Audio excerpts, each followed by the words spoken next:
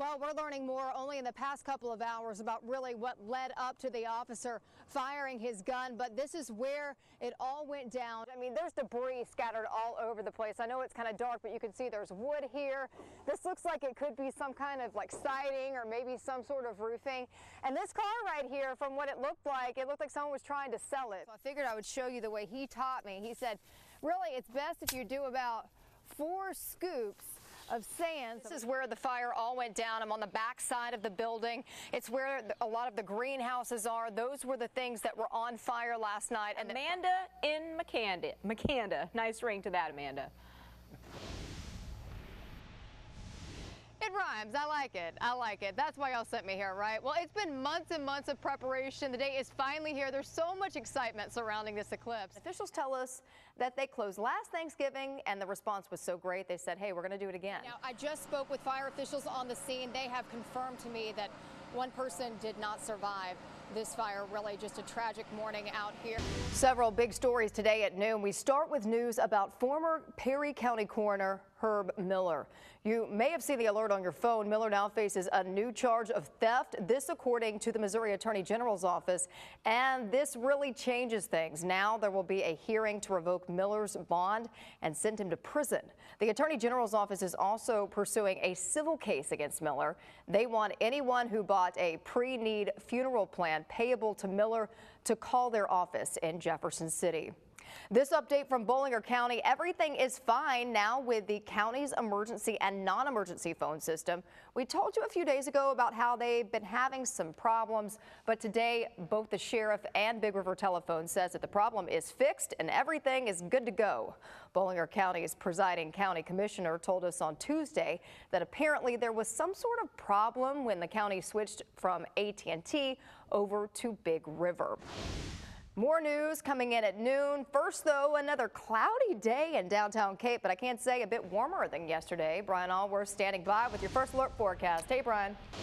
Thanks, Brian. Well, no more burn bans in Scott and Pulaski counties. Both are lifting burn orders since the ground's not as dry now. Again, that's Scott County in Missouri and Pulaski in southern Illinois. Cape Girardeau County has also lifted a burn ban, so good news to hear. Meanwhile, the death toll in those Northern California wildfires is at least 23. Many are still missing. Nearly 24 wildfires are burning out of control in California's wine country. So far, the fires have destroyed 35 homes and businesses. Just awful. Well, today, President Trump signed an executive order that he calls Obamacare relief. He says it'll make cheaper health insurance more readily available. Mola Linghi reports more about it. The Trump administration has taken other steps to limit Obamacare, including cutting in half the open enrollment period, which begins November 1st, and also slashing the Obamacare advertising and outreach budget. President Donald Trump is also criticizing hurricane-ravaged Puerto Rico in several tweets just this morning. He says the government can't keep federal aid there forever. He says there is a total lack of accountability, and electric and all infrastructure was a disaster before the hurricanes. Another business is closing on Thanksgiving. That would be Kentucky Oaks Mall in Paducah.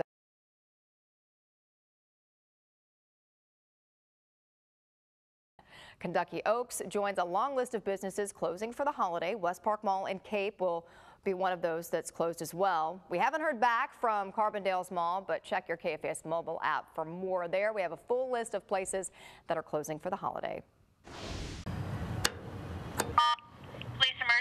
The longest response, probably 2 minutes. It's a service that's not used often. It's very rare. But if something were to happen, they know they're there. It's an added level of security. The Student Watch and Escort Service, also known as SWES, provides an option at night to get students from point A to point B safe.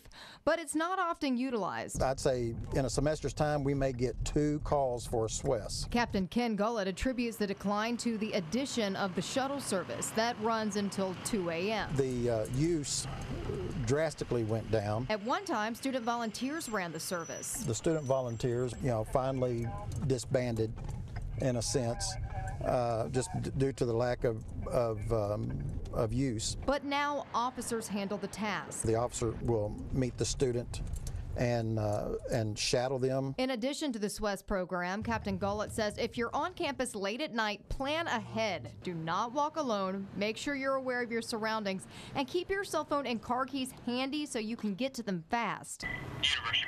As a campus police officer, no matter where you're at, you have a responsibility to your students and to their families of making sure your students are safe. It all started with, really, it started with SWES being the first level of added security to this campus.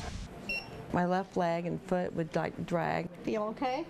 Yes. Well, I didn't go to the doctor immediately, because it was getting better, I thought. I got the wear this week, it looks like. I've never been sick in my life. Little did Beverly Johnson know that a trip to the doctor and several tests would change her life forever. Beverly was diagnosed in July with amyotrophic lateral sclerosis, better known as ALS or Lou Gehrig's disease. But not even a month after her diagnosis, Mary, you ready?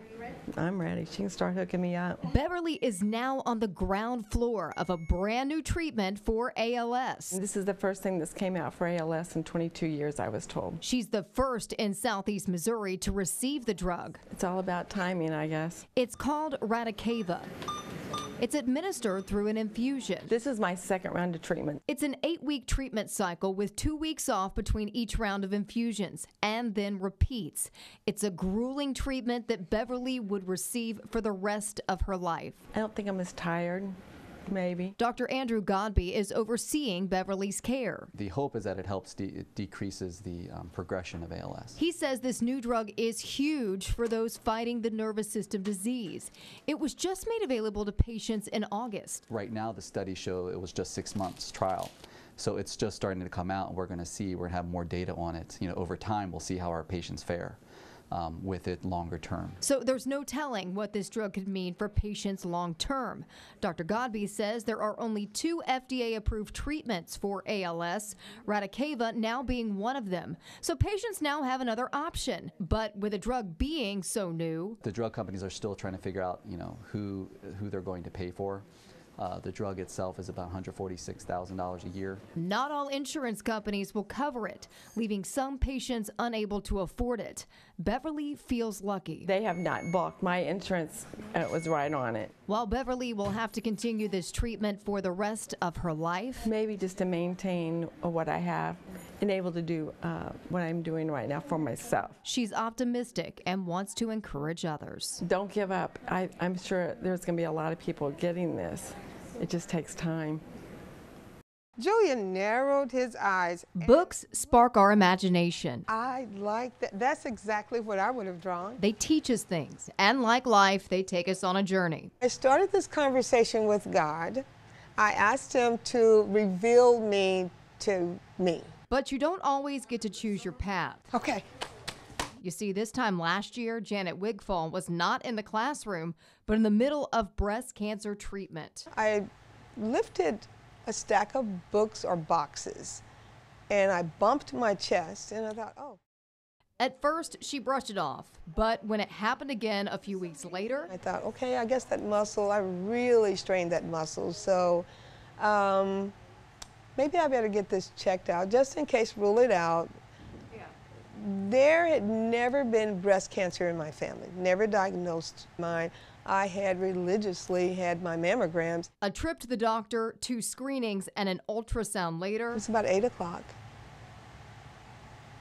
early May. We were all set up to do the MAP testing with our kids, and the phone rang. Her doctor delivered her diagnosis, triple-negative breast cancer. I remember asking, could it shorten my life?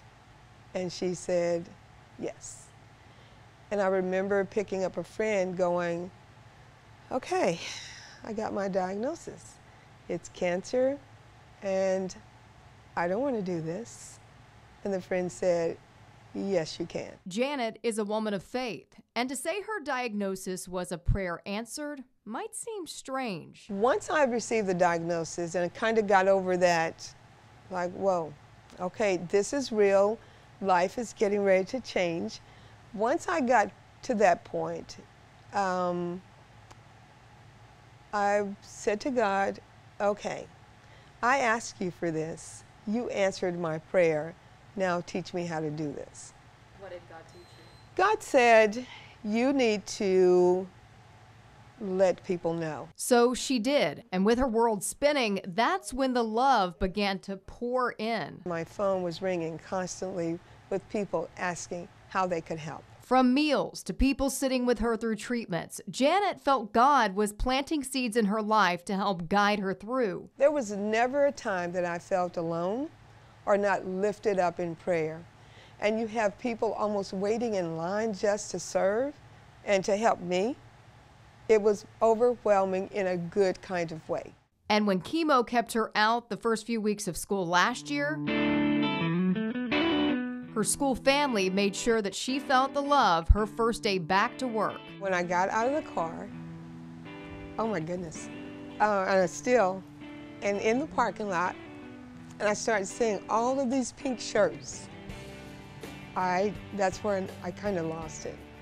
And when I walked in, there was just a sea of pink shirts. That support just made me cry. Well, why do you think I do this? So this year, while it may seem simple to some, Now that's really good. Did anyone else draw the stairs? sitting with her kids in class the first few weeks of school is symbolic of her journey. Tiger strong. My motto has always been to walk into the hardness and let God lead you through it. Walk into it and just walk through it. Janet says that she is in remission and just hopes her story can help those either just learning their diagnosis or currently going through treatment. With this month's Peek Up Report, I'm Amanda Hanson. The Show Me State has one of the largest systems of roads and bridges, but they're ranked 47th when it comes to funding. MoDOT officials really, they're trying to do what they can to stay afloat, but it leaves some feeling a bit uneasy. I would rather not drive across it. Linda Haller is concerned. I feel like the bridge kind of shakes when you go across it. She's talking about this one-lane bridge on Highway 51 just outside of Zelma, Missouri, built in 1929. It was a long time ago. 88 years of wear and tear. I realize it has a lot of character, and some people would say it's the epitome of that time, but I feel like that we need an update bad. But after years of trying to get MoDOT to do something about the bridge, I just kind of gave up. You know, you feel like that, you know, how often do you have to do this and you don't get anywhere?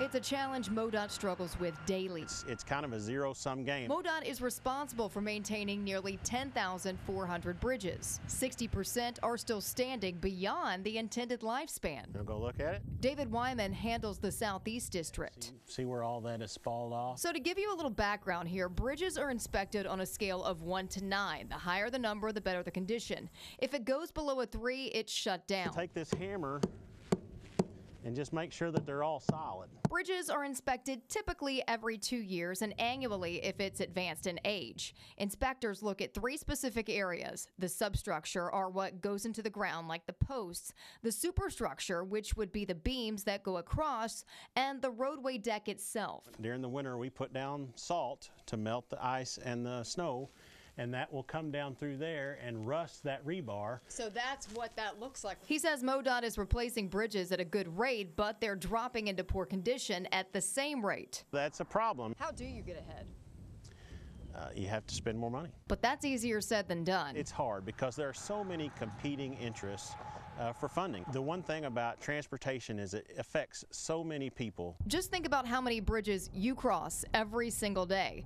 To break it down, MoDOT gets 50% of its funding from the state fuel tax, 25% from licensing fees, like when you renew your driver's license, and the remaining 25% comes from the sales tax on vehicles. We're spending more than we're taking in. It's just like, again, just like your home budget. I mean, we've got a reserve. We had built up a reserve. That reserve was necessary, but we are spending down that reserve in order to keep our expenditures up high enough to take care of our system. It seems inflation is the biggest obstacle, with the cost of things like concrete, asphalt, and steel, some of their biggest needs, all going up. So to counter that, our maintenance forces have to spend a lot of time out here working on this bridge, patching potholes and doing things like that. So this is an instance where we feel like we need to program this bridge for some work so that we can eliminate the maintenance concerns and the maintenance call-outs. Which helps to save the bottom dollar. What is causing this bridge to have problems is the bridge deck itself. They're also integrating new techniques. One of the things that we're doing now is we're putting epoxy coated paint on the rebar that we put in our new bridge decks. And so we're, it's kind of one of those things that we feel like it's going to increase the lifespan of it. Only time will tell, but if a bridge can hold up 80+ years with construction techniques from the 1930s, there's no telling what this can do. One of the highest places overlooking the river. As for Linda, the bridge has been like a dam. She's still holding out hope for a new bridge over Castor River. I wouldn't want to call them out on it, but I would like to present it again for their consideration. So, and did I ask them several times, and did I have them down here?